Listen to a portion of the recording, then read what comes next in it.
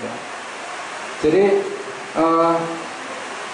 bahwa Islam itu adalah sebuah ajaran yang dibawa oleh Allah Subhanahu wa taala. Kemenangan Islam itu adalah bagian dari akidah kita, keyakinan kita kepada Allah Subhanahu wa taala. Ya. Oleh karena itu, kemenangan ini sekarang ini sesuatu yang sangat tidak terbayang, ya. Sebagaimana ketika Rasulullah SAW mengatakan di Mekah, nanti umat Islam akan menaklukkan Romawi, nanti umat Islam akan menaklukkan Persia, gitu ya. Itu kan jadi Rasul ketika Rasul masih lemah, ya. Ketika Rasul masih lemah. Ini saya berikan sebuah gambaran kita sebagai negeri Muslim yang paling besar di dunia, ya. Kita sebagai negeri Muslim paling besar di dunia sekarang ini sudah dikeroyok oleh nation state. Coba perhatikan, siapa yang menyebabkan ini semua terjadi? Sistem apa yang menyebabkan ini semua terjadi? Khilafah sudah runtuh sebelumnya, tidak ada. Jadi nation state itu luar biasa konsepnya, karena tadi saya katakan nation state itu tujuannya adalah kebebasan, HAM, demokrasi, kebebasan kepemilikan, kebebasan untuk menghina simbol-simbol agama, kebebasan untuk membakar kitab suci kaum muslimin, kebebasan untuk menghina Nabi dengan film-film yang tidak pantas. Kita tidak bisa apa-apa. Dan yang lebih ini kebebasan untuk mengambil sumber daya kita semua, sehingga kita harus kesulitan mau beli tempe saja mengeluh, ya, beli cabai saja mengeluh karena harganya mahal, gara-gara BBM dinaikkan. Bentar lagi nanti listrik naik. Ini realita. Realita yang lebih membuat kita ngeri dan tidak punya nyali kalau kita tidak punya iman adalah ini. Ini potret kita. Kenapa Timur lepas dari Indonesia? Kenapa? Karena mau dipasang pangkalan militer di sini, di pangkalan militer Timur. Ya. Apa kerjasama Malaysia dengan Amerika pangkalan militer di sini? Indonesia mau mendirikan khilafah, berani nggak sampai 13 pangkalan militer ini? Ya. Dan pangkalan militer ini nanti akan mengajak Eropa, Inggris, Perancis, Jerman, ngajak Cina dengan 1,2 miliar, ngajak Jepang, ngajak Rusia. Bagaimana umat Islam mau merealisasi pertanyaan ini tadi, ya? Pertanyaan begitu ya. Jadi bagaimana ya ini bisa mendapatkan kemenangannya, gitu. Nah, jawabannya cuma satu. Jawabannya adalah kekuatan keyakinan. Kekuatan keyakinan.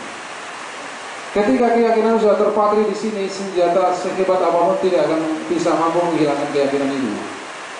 Maka ketika Rasulullah di perang Ahzab memukul batu besar yang tidak bisa dihancurkan oleh sahabat-sahabatnya, kan ada. Nah, ada api. Oh, saya melihat istana Persia. Umatku akan menaklukkan. Ya. Api lagi. Saya melihat istana Romawi. Umatku akan menaklukkannya. Pada 3 kali, umatku akan menaklukkan. Saya melihat istana Yaman. Nah, ditaklukkan semua. Persia sudah ditaklukkan di zaman Umar bin Khattab. Yaman bahkan zaman Rasulullah sudah ditaklukkan. Nah, ketika Romawi, Nabi bilang Romawi, itu sahabatnya bertanya begini, wahai Nabi, Romawi yang mana nih yang mau ditaklukkan duluan? Jadi sahabat itu begitu Nabi mengatakan umatku akan menaklukkan Romawi, dari situ Nabi juga, yang benar Nabi, masa bisa sih kita kayak gini aja kalau bisa menaklukkan Romawi? Seperti kita, masa kita ini Indonesia ini mau melawan Amerika nih, mau melawan nuklir Israel, nuklir Prancis, itu hanya bisa dimungkinkan oleh keyakinan. Kalau oleh perasaan takut, ya pasti takut itu kan, ya. Kalau oleh pikiran kita nggak mungkin lah, ya. Jadi itu nggak mungkin. Gitu. Makanya oleh pandangan iman kita, keyakinan kita. Caranya bagaimana? Nah, caranya yang tadi, ya. Yang selain yang pertama tadi. Ya. Slide yang pertama tadi, di sini ada sebuah gambaran, ya. Sekarang dakwah khilafah itu ada di 40 negara. Dan alhamdulillah Indonesia ini paling nyaman lah. Artinya paling bebas. Kita gini-gini nggak ditangkap polisi, gitu. Makanya sebelum ditangkap polisi datang. Gitu. tapi paling bebas. Kita paling nggak bisa begini, nggak bisa di Arab Saudi, nggak bisa seperti ini. Di Malaysia aja dilihat, mau apa ini kumpul-kumpul. Di sini paling ditanya ya, sudah izin belum ini? Nah, jadi ini ya, coba perhatikan. Kalau seandainya gitu ya, seandainya Indonesia, Pakistan itu punya nuklir Pakistan itu. Iran punya nuklir. Ya. Oleh karena itu, bukan hanya mengandalkan pertolongan Allah. Ya. Pertolongan Allah itu ada rasionalisasinya. Ya, ketika Muhammad Al-Fatih menaklukkan Konstantinopel, dia juga harus bikin meriam yang besar sekali sehingga benteng itu bisa ditaklukkan.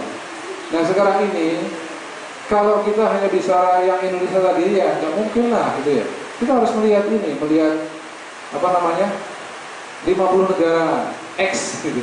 X negara Rasulullah itu kita cuma menghidupkan lagi X itu tadi. Terus gimana caranya? Nah, gimana caranya? Itu kembali kepada penyadaran.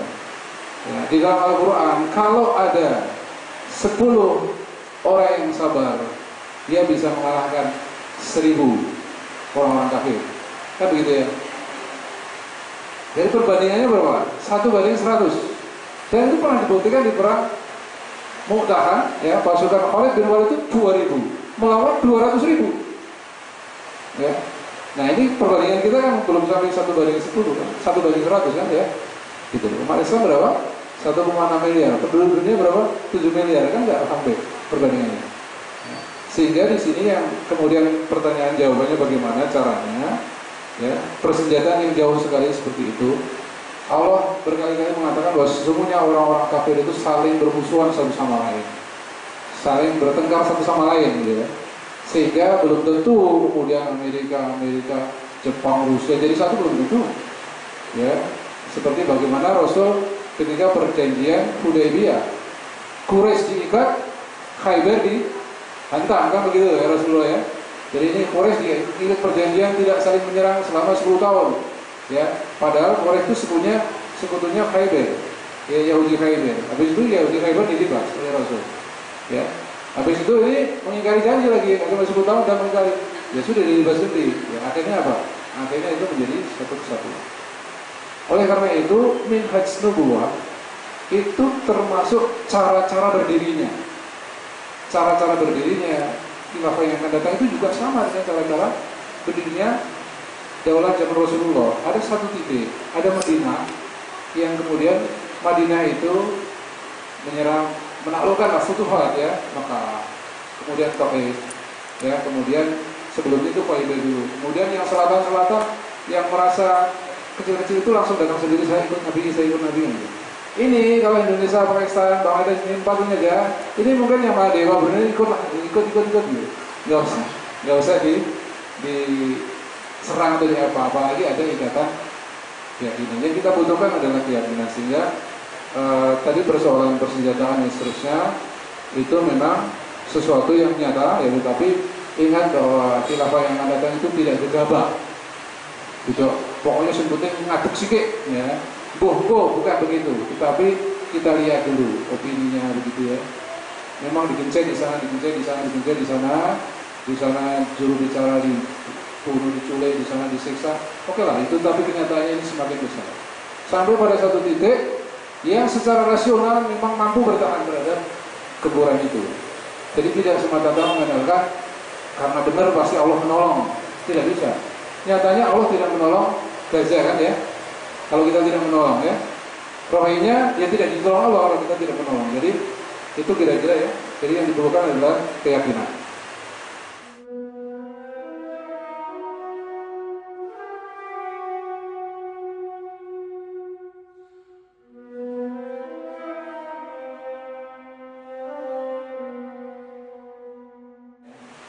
Baik, di dalam Islam itu ada kaidah-kaidah tentang seni, tentang budaya, tentang pakaian, minuman dan seterusnya ya kalau budaya. Jadi kalau sesuatu itu tidak bertentangan dengan syariah nggak masalah, ya. Jadi misalnya tentang pakaian, ya, pakaian mau pakai jilbab batik boleh, ya. Mau kopiahnya dibalik batik begini ya, kopiahnya nggak masalah, gitu ya. Yang nggak boleh misalnya menggambar makhluk hidup yang utuh, misalnya. Maka seni Islam tidak masalah grafis tidak pernah ada seperti seni Hindu, di mana patung berada di mana-mana kan. Patung Buddha, patung Waro, patung pahlawan juga. Ini sesuatu yang dilarang di dalam Islam. Ya, sehingga nanti yang namanya seni ya atau budaya itu sesuatu yang tunduk kepada syariat juga. Ya, termasuk sains, kedokteran dan seterusnya. Sekarang semuanya berkembang tanpa kendali syariat. Ya, sehingga orang bisa saja di dalam perkembangan kedokteran misalnya mewakafkan dirinya untuk dijadikan praktikum. Nah, itu sesuatu yang tidak diperbolehkan. Jadi banyak yang memang sudah menyimpang dari syariah, apalagi budayanya gitu ya. Jadi kalau tadi di sana perbedaan suku, sebenarnya perbedaan suku menjadi masalah atau perbedaan budaya menjadi masalah. Sebenarnya tidak juga gitu ya. Kita bahkan banyak pihak yang mengatakan dengan satu kata Bhinneka Tunggal Ika itu ya, berbeda-beda tapi satu, itu kita kan tidak, malah kita terus akhirnya sesuatu yang keliru pun dipertahankan demi Bhinneka Tunggal Ika gitu ya. Contoh, orang pakai koteka, benar nggak itu? Pakai koteka secara Islam, ya, nggak benar ya. Tapi sampai sekarang masih ada nggak yang pakai koteka? Masih ada? Masih ada itu ya. Nanti kalau hilang budayanya jadi gimana Bhinneka Tunggal Ikanya? Jadi ada sebagian yang kemudian mempertahankan budaya-budaya yang sesungguhnya tidak manusiawi demi mempertahankan Bhinneka Tunggal Ika. Ya. Dan mereka menuduh bahwa kalau Islam berkuasa itu semuanya diseragamkan, nggak ada lagi indahnya, nggak ada lagi namanya seni, semuanya seragam gitu ya, jilbab semua gitu ya, pakai karung semua gitu ya. Nah itu sesuatu yang sangat sinis gitu ya, sebenarnya tidak seperti itu. Ya. Semuanya berkembang, seni, misalnya seni bangunan, arsitektur, seni grafis berkembang ya, tetapi di dalam koridor syariah. Saya rasa itu yang untuk pertanyaan yang kedua.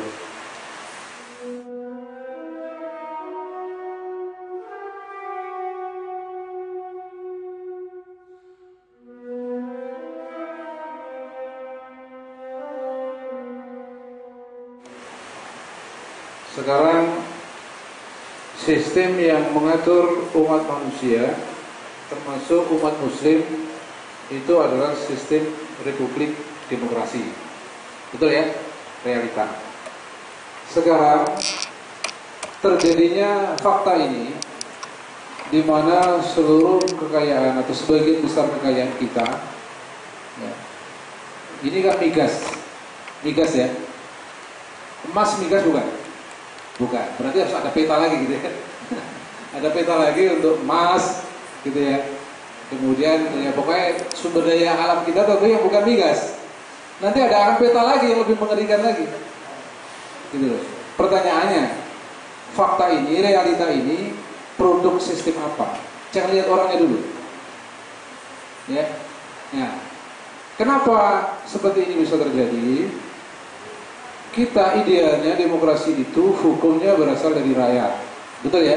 Idealnya rakyat kumpul-kumpul ngadain pemilu, memilih wakil rakyat begitu cinta sama rakyatnya sehingga dia mewakili rakyatnya betul, perjuangkan rakyatnya betul untuk kepentingan rakyatnya, itu wakil rakyat.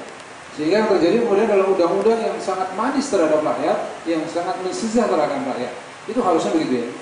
Sekarang apa yang terjadi? Ketika proses pemilihan,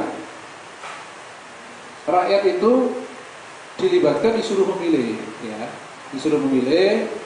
Nah, kemudian sampai kepada kalau tidak memilih dosa lo, golput dosa lo, gitu ya. Ya, sehingga kemudian rakyat memilih.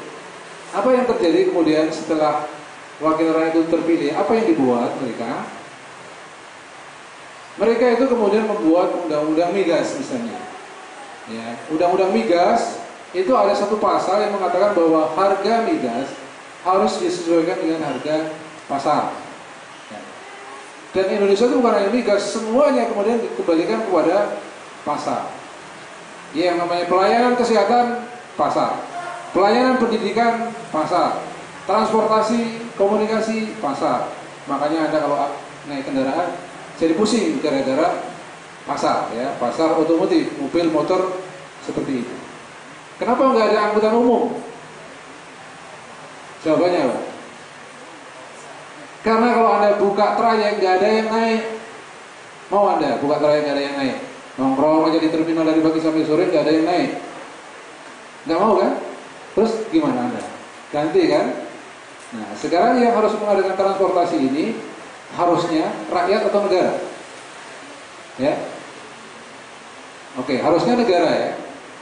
Kemudian kalau tidak mampu baru rakyat. Negara yang membangun. Contoh Jepang lah misalnya ya. Jepang nggak ada motor sebanyak kita, padahal Jepang itu yang bikin motor yang ada di sini kan ya. Tapi nggak ada motor sebanyak kita. Kalau misalnya dari kota ke kota lain pakai kereta, 15 menit selalu ada. Dan on time, AC lagi gitu, nggak ada yang naik motor kayak kita gitu ya, nggak ada. Ya. Jadi Jepang bikin mobil, bikin motor untuk dibawa ke Indonesia aja. Itu kepentingan pasar. Oleh karena itu ketika tadi sistem, sebenarnya sistem itu sangat rumit ya, sangat kompleks ya. Saya ambil contoh-contoh saja. Ketika undang-undang kemudian dirumuskan, lahirlah pasal-pasal, ya. Pasal ini, pasal ini dan sebagainya. Ketika undang-undang ini kemudian tidak mampu, ini politik ini harus mencetak sebuah aturan gitu ya. Kalau undang-undang nggak bisa dibuat segera, apa yang dibuat? Kalau di kita, peraturan pemerintah pengganti undang-undang. Itu kadang-kadang juga harus melibatkan pembicaraan dengan berbagai macam departemen kan. Padahal ini mendesak banget ini. Kalau perpu nggak ada apa? Ya, kepres kan gitu ya, kepres. Apakah di Indonesia ada undang-undang minuman keras? Undang-undang yang melarang minuman keras? Nggak ada. Padahal minuman keras segera harus diatur gitu ya. Karena sudah sangat merajalela gitu ya. Ada orang bikin minuman oplosan begitu ya. Kemudian di sana mati 15, di sana mabuk berkelimpangan ratusan orang. Sudahlah dibuat aturan. Dan aturannya baru setahun yang lalu. Saya ingat 6 Desember 2013. Namanya keputusan Presiden tentang pengendalian minuman keras. Ya. Minuman keras dibagi menjadi A, B, C. A di bawah 5%, B 5-20%, C 20-55%. Yang A boleh dijual bebas asal tidak berdekatan dengan tempat ibadah, sekolahan, rumah sakit gitu ya. Sedangkan yang B yang 5% ke atas dan C itu hanya boleh di diskotik, di hotel-hotel gitu ya. Apa artinya? Artinya minuman keras di Indonesia itu bagaimana? Boleh atau tidak boleh? Boleh.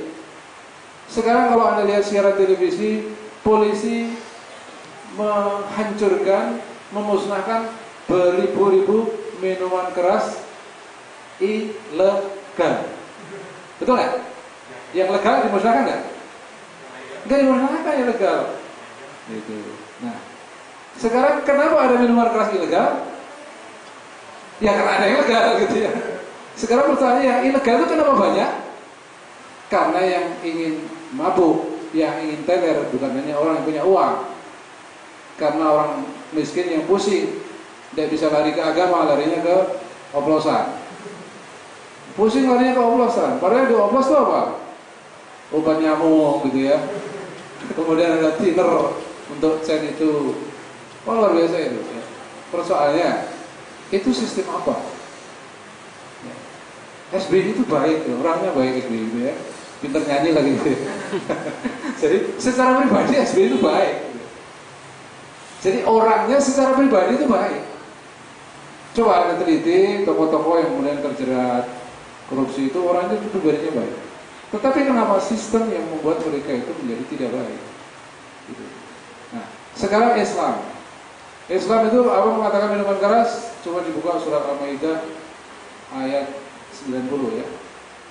Ya ayyuhalladzina amanu innamal khamru wal maisiru wal ansabu rijsun min amali syaitan fajtanibuhu. Ya orang-orang yang beriman, sesungguhnya khamr ya. Judi, mengurinasi berhala itu adalah najis amalan setan, maka jauhilah. Maka negara dalam konsep Islam itu adalah mengamalkan ayat ini. Undang-undang di dalam negara Islam ya ini, ya, najis jawilah. Maka ketika ini disampaikan kepada sahabat-sahabat beliau, dikatakan betapa tingginya ketaatan sahabat Rasul itu terhadap Rasul, itu yang sudah mau minum begini langsung dikuang, ya, langsung dilepeh. Yang sedang mau langsung dibanting, yang ada gendong-gendong langsung tendangi, sehingga banjir minuman keras di Madinah. Nah, kalau kita tidak, malah negaranya itu membuat pelindung kebebasan. Karena apa? Karena ada konsep yang bertabrakan secara nilai. Maksudnya secara nilai itu gimana? Minuman keras di dalam Islam itu dilarang ya? Dilarang. Kepala negaranya apa? Yang mencampur orang ya mabuk. Sekarang minuman keras di negara sekuler apa? Hak asasi kan? Boleh kan? Ya, harus dilindungi. Itu baru minuman keras. Yang kedua, zina. Zina di Islam gimana? Dilarang ya. Dilarang itu dari mulai nasihat, ya ayyuhalladzina amanu wa la taqrabuz zina innahu kana fahisatan wa sesungguhnya zina adalah jalan yang buruk. Ya. Jalan yang sangat buruk. Ya, zina itu. Oleh karena itu, ketika kemudian dinasihati, ya, suruh pakai jilbab, suruh mendudukkan pandangan, ya, suruh jangan khalwat, jangan berdua-dua, kok kemudian masih aja tembus sampai terjadi perzinahan. Nah, kemudian hukum surat An-Nur ayat 2, az-zaniyatu waz-zani fajlidu kulla wahidin minhuma. Jadi zina itu adalah kriminal gitu ya. Minuman keras itu kriminal.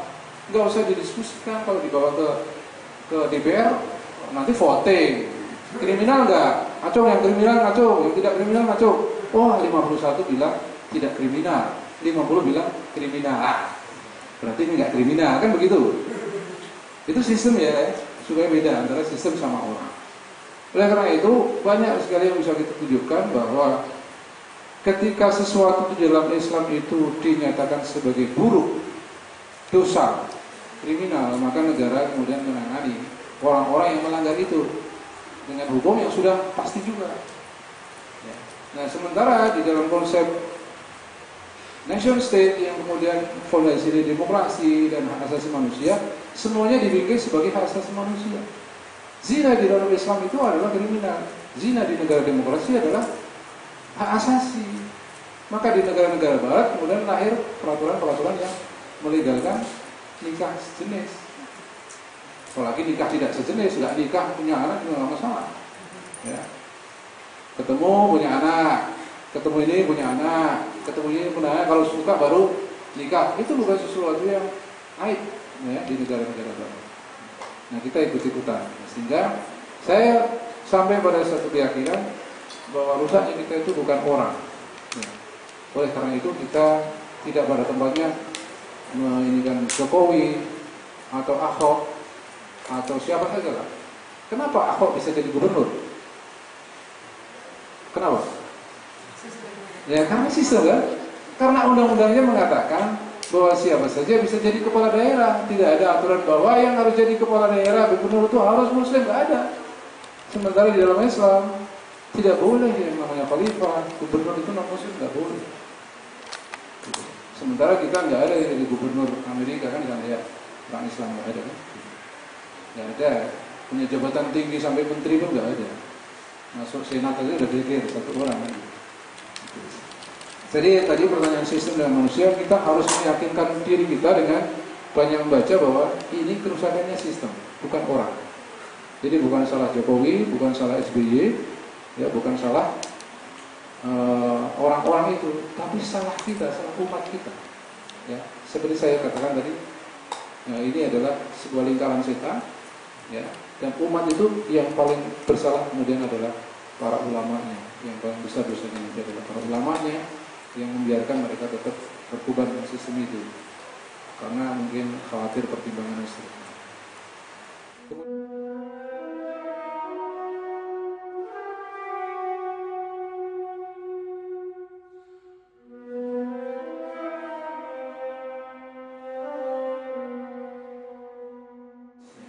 Memang ada nilai-nilai Islam yang bisa diwujudkan tanpa harus ada khilafah. Jadi nilai-nilai Islam seperti rajin sholat, kemudian baca Al-Quran, banyak yang hafal Al-Quran, banyak yang sedekah, itu nilai-nilai Islam yang bisa diwujudkan tanpa adanya khilafah. Ya, Anda mau sholat, belum ada khilafah, masa sholat dulu, nggak bisa. Ya harus sholat. Nanti mau menikah, nunggu khilafah lagi repot. Menikah ya nikah aja gitu ya. Itu hukum yang bisa Anda lakukan tanpa harus ada khilafah. Paling nanti kalau ada khilafah, maharnya murah. Ya. Perjaka yang ngebet, pengen nikah nggak punya uang dibiayai paling gitu ya. Kalau sekarang nggak ada yang biayai. Kalau dulu zaman Umar bin Abdul Aziz. Tapi ikhwan dan akhwat dirahmati Allah, ada banyak syariah nilai-nilai Islam yang tidak bisa terwujud. Satu, nilai yang tadi saya bacakan di ayat yang pertama, ya ayyuhalladzina amanu wa'tasimu bihablillahi jami'an wa la tafarraqu. Ya. Berpegang teguhlah pada tali agama dan jangan bercerai-berai. Sekarang bercerai-berai itu nilai yang bertentangan dengan Islam ataukah nilai yang sesuai dengan Islam? Bercerai-berai bertentangan kan? Nah, ketika itu bertentangan dengan Islam, bagaimana caranya supaya tidak bercerai-berai? Sekarang kita membayangkan bercerai-berai itu bukan Muhammadiyah, NU, Persis, MMI, HTI, PKF, itu kan Indonesia. Ya kan? Bercerai-berai itu kan seruannya tadi umat Islam kan? Ya, umat Islam nih seruannya, jangan bercerai-berai. Sekarang apa yang membuat mereka paling bercerai-berai? Apa? Coba renungkan. Yang membuat mereka saling bercerai-berai itu apakah mazhab? Apakah gerakan dakwah? Yang satu ngurus rumah sakit, yang satu ngurus hati, yang satu ngurus akidah? Apakah itu yang membuat bercerai-berai dalam skala global? Bukan kan? Yang membuat mereka bercerai-berai dalam skala global, ya topik kita hari ini, nation state itu. Nah, otomatis nilai-nilai Islam bersatu. Ya, dikatakan al-imamu junah. Imam itu adalah perisai. Yuqatalu min waraihi wa yuttaqu bihi. Kalian berlindung di balik perisai itu dan kalian bertakwa, berperang di balik perisai itu.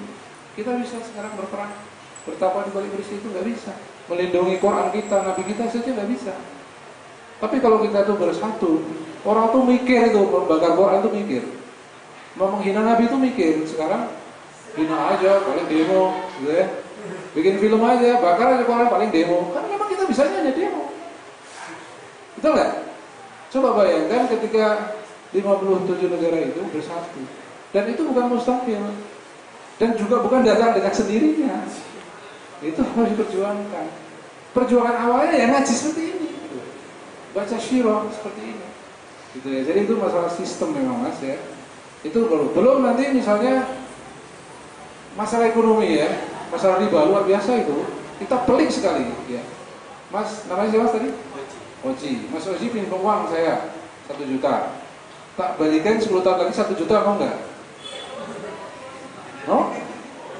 Nanti kalau saya tambahin saya riba dong. Mas Oji makan riba. Bingung kan? Ya. Kenapa? Karena mata uang kita tidak Islam. Mata uang kita mata uang kertas. Nanti ada lagi sistem ekonomi Islam harus pendalaman lagi. Bahwa mata uang yang sesuai dengan Islam itu adalah dinar dan dirham. Memang nggak ada hadisnya. Mata uangnya harus dinar. Kalau Rasulullah mata uangnya nggak ada. Gitu loh. Tetapi praktek Islam sejak Rasulullah sampai khilafah Umar itu Islam itu mata uangnya dinar. Dan yang namanya potong tangan itu kursnya dinar, 1/4 dinar. Bukan nyolong permen 1 potong tangan. Atau pensilnya hilang dicolong potong tangan ya kasihan. Ada nisabnya yaitu dinar. Ya nanti kalau pembunuh ini pakai dinar lagi gitu ya. Gitu. Sehingga mata uang itu ada kaitannya dengan sistem hukum. Nah kita sudah sistem hukumnya barat, mata uangnya kertas ya sudah tidak Islam semua. Jadi nilai-nilai Islam yang besar-besar itu masih ya sistem ekonomi, sistem hukum, sistem politik itu nggak akan bisa diwujudkan. Ya. Tapi kalau sekedar sholat berjamaah, baca Quran itu bisa. Sekedar umroh, haji, sedekah itu bisa. Memang betul bisa. Tapi tadi dalam skala yang besar sementara Allah mengatakan ya ayyuhalladzina amanu khulu fis-silmi kafah wa tattabi'u khutuwatis syaitan. Masalah Islam secara kafah, ambil Islam utuh. Mulai dari sistem politiknya, ekonominya, hukumnya, itu baru Islam mendapatkan kemuliaan dan kekuatannya. Terus itu yang kedua tadi, yang penting nilai-nilai Islam itu ya. Jadi memang tidak bisa gitu ya. Jadi kalau kita melihat secara makanya tadi saya janjikan memang peta umat manusia kemudian negara itu, nah di situ kelihatan itu. Ya, selama ini mungkin kita terlalu terfokus melihat negeri kita, ya, masalah kita gitu ya, masalah BBM, masalah ini pokoknya tanah longsor gitu ya, nanti ada gempa, kita terfokus melihat ini. Padahal ketika kita melihat lebih luas lagi, kita akan merasakan bahwa memang hanya khilafah yang akan merealisasi. Ya. Kalau itu masalah hukum secara sepihak, ya misalnya potong tangan, ya Aceh juga bisa potong tangan gitu ya. Tapi kan hanya Aceh. Bagaimana seluruh wilayah Muslim, maksudnya bukan hanya Aceh gitu. Apa dari bawah dikiri-kiri dulu, dari kecil-kecil Aceh dulu, nanti baru Sulawesi, itu baru Indonesia. Belum nanti yang kelamaan kan gitu. Dan itu contohnya bukan begitu. Contohnya itu top down gitu ya. Top down, bukan bottom up, bukan dari bawah. Karena kita masih banyak berpikir bottom up gitu ya. Ini dulu, ini dulu, ini dulu. Kemudian yang ini datang sendiri gitu. Nah itu yang menurut saya harus direnungkan kembali gitu ya. Bahwa Rasul dulu ternyata tidak begitu. Ya, tidak melalui politik, melalui ekonomi, budaya atau teknologi bukan. Ya, tapi dulu melalui siasat begitu.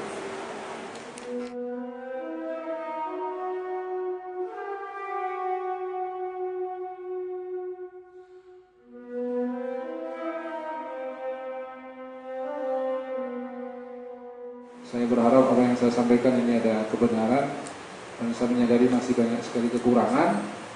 Mohon jangan bosan-bosan untuk kalau forum ini ada, dan saya pikir forum-forum seperti ini sekarang banyak sekali. Tinggal kita cukup punya kesabaran, ketekunan, ketelatenan, nanti akan terjawab seluruh kegelapan-kegelapan atau ketidakyakinan, sehingga ketika kita bilang utopis, itu justru kita akan menunjuk demokrasi itu yang utopis, ya, bukan khilafah. Karena sampai sekarang pun ternyata belum terrealisir, gitu ya. Kesejahteraan kita belum dapat. Kita sudah merdeka sekian tahun, belum sejahtera, belum adil makmur, belum cerdas, dan seterusnya. Ya, sudah saatnya kita merenungkan kembali apa yang salah dengan pengaturan kita. Dan ini murni adalah sebuah kajian intelektual, sehingga nggak usah terlalu kemudian dikhawatirkan, wah ini bahaya ini mau berontak nih sama negara nih kan. Biasanya seperti itu. Kita harus ingat bahwa negara itu kumpulan manusia.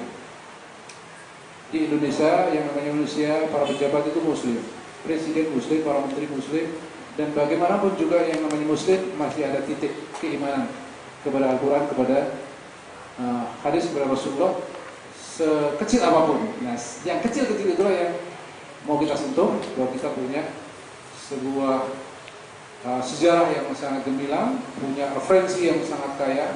Tinggal kita sambung kembali untuk kita persembahkan bahwa janji Allah itu adalah sesuatu yang pasti, janji Rasulullah itu pasti terjadi, dan kita berusaha menjadi bagian dari perwujudan dari janji Allah dan janji Rasulullah itu. Allahumma amin.